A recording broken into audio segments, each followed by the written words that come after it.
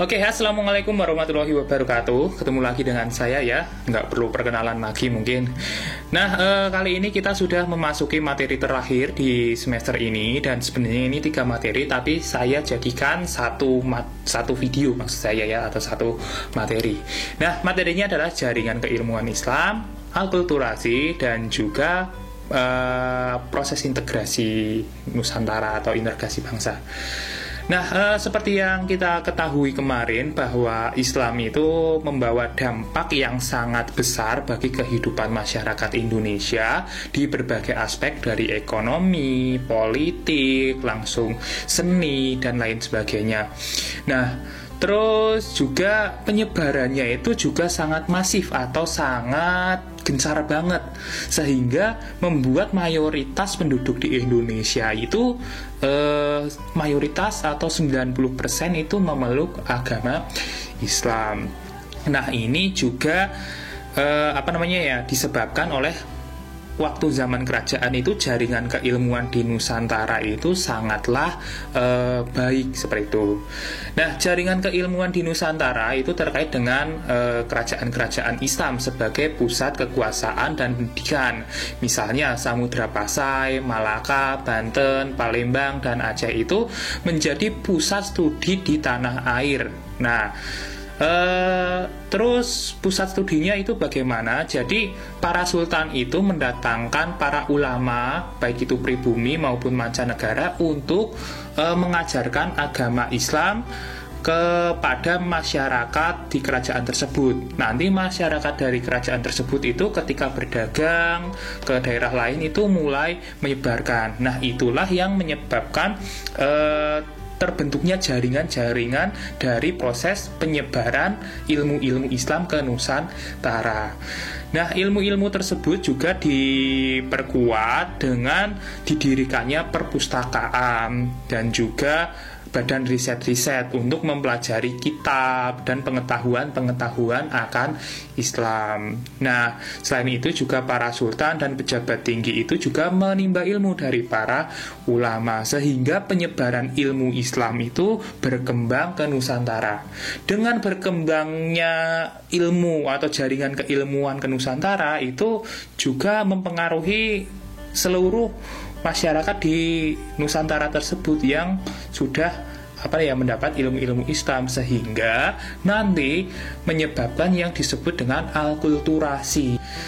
Nah, mengutip dari UK Essay, tulisannya Sin dan juga Co, itu mendefinisikan alkulturasi adalah proses yang didapat ketika dua atau lebih budaya itu saling berinteraksi dan menghasilkan kebudayaan baru hasil percampuran dari kedua budaya tersebut. Biasanya ada budaya lama dan budaya yang baru, kayak gitu. Nah, budaya lama yang dibahas di sini adalah budaya lama misalkan di Jawa itu kan dulu Hindu-Buddha, dan akhirnya bercampur dengan budaya yang baru yaitu budaya Islam. Nah, ini juga mempengaruhi berbagai aspek, contohnya seni bangunan, seni ukir, karya sastra, kalender, dan juga upacara-upacara, kayak gitu ya. Nah, contoh di seni bangunan itu lebih ke tempat ibadahnya. Contoh tempat ibadah orang Islam kan masjid. Nah, kalau di Timur Tengah kan bentuk masjid kan bulat-bulat.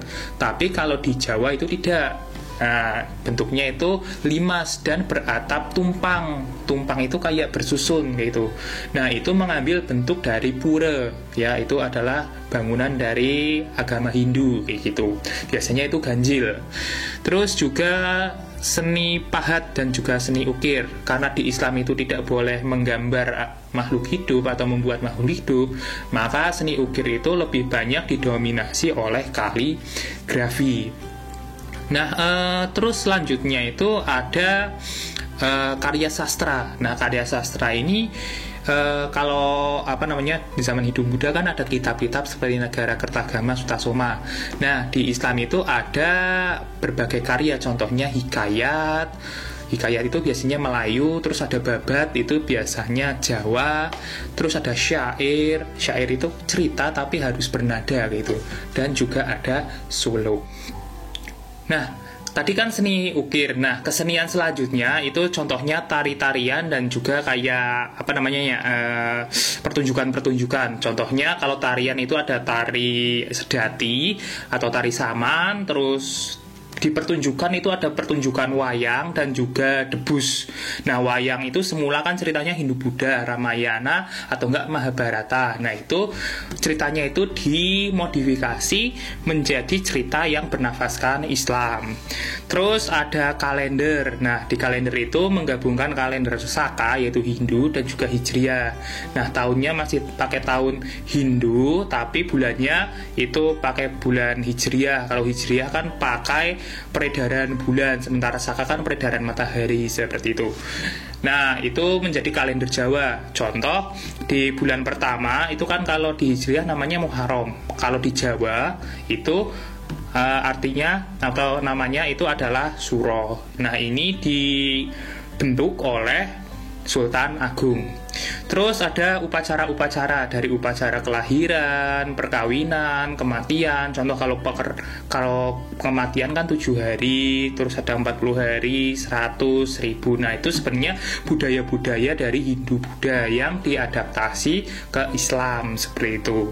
Nah, terus selanjutnya ada selamatan atau kenduri, terus ada Maulud Nabi yaitu memperingati kelahiran Nabi Muhammad SAW. Terus ada ruahan atau nyadran untuk menghormati para leluhur atau sanak keluarga yang sudah meninggal. Nah, selain menyebabkan alkulturasi, agama Islam itu juga menyebabkan integrasi bangsa atau penyatuan. Nah, jadi kan di Indonesia itu mempunyai banyak pulau dan juga masing-masing pulau itu mempunyai penduduk yang berbeda-beda. Nah, dengan menyebarnya agama Islam itu masing-masing daerah atau masing-masing pulau dan masing-masing suku dan bangsa itu akhirnya bisa terhubung satu sama lain karena adanya pergaulan antar masyarakat satu dengan masyarakat yang lain akibat penyebaran dari ilmu-ilmu Islam, akibat dari tadi juga ya jaringan keilmuan kayak gitu. Nah, faktor integrasi sendiri itu faktornya itu ada 3. Itu yang pertama itu dipengaruhi oleh para peran ulama, peran bahasa, dan juga peran perdagangan. Nah, peran ulama seperti yang saya bilang tadi bahwa para ulama-ulama dari daerah satu ke daerah lain untuk menyebarkan agama Islam itu menyebabkan pergaulan, dan masing-masing suku yang berbeda itu akhirnya berinteraksi, dan setelah bergaul mereka kayak merasa memiliki satu kesatuan, yaitu mereka sama-sama beragama Islam dan memiliki tujuan yang sama, yaitu menyebarkan agama Islam. Nah, terus faktor perdagangan, mungkin kalian sudah tahu ya, perdagangan antar pulau itu kan mempertemukan para pedagang dari daerah satu dengan daerah yang lainnya. Nah, itu juga yang menyebabkan proses integrasi antara bangsa gitu. Jadi tidak membeda-bedakan gitu. Terus yang mungkin yang kalian bingung, ketika orang daerah satu dengan daerah lain itu bertemu, mereka pakai bahasa apa? Nah, bahasa yang dulu digunakan atau bahasa Inggrisnya kalau zaman dulu itu adalah bahasa Melayu. Nah, bahasa Melayu itu disebut dengan lingua franca atau bahasa perdagangan. Jadi pedagang dari Ambon, dari Makassar, dari Jawa ketika bertemu mereka memakai bahasa Melayu yang sekarang berkembang menjadi bahasa Indonesia. Nah, sekian materi di semester ini. Ini adalah materi terakhir.